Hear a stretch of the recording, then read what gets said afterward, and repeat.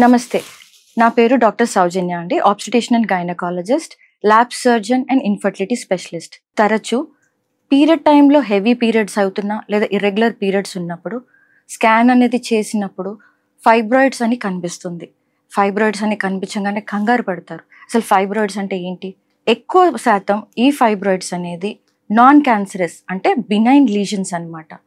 ఈ మనకి compulsory surgical ట్రీట్మెంటా అవసరమా?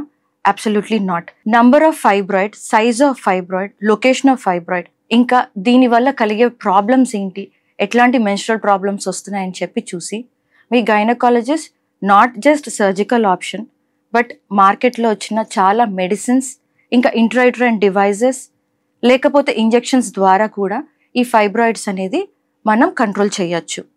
కాకపోతే ఫైబ్రాయిడ్స్ అనేది రెగ్యులర్ ఫాలోఅప్లో పెట్టుకుని ఈవెన్ బిఫోర్ పీరియడ్స్ అంటే ప్రీ మెనోపాజల్ ఇంకా పోస్ట్ మెనోపాజల్ పీరియడ్స్ అయిపోయిన తర్వాత కూడా ఈ ఫైబ్రాయిడ్స్ అనేది ఫాలోఅప్లో పెట్టుకుని మీ గైనకాలజిస్ట్తో తరచూ చూపించుకుంటే ప్రాబ్లం అనేది ఎట్ ద ఎర్లియస్ట్ పికప్ అయ్యి మీకు సొల్యూషన్ అనేది రైట్ది మీ గైనకాలజిస్ట్ మీకు ఇవ్వగలుగుతారు.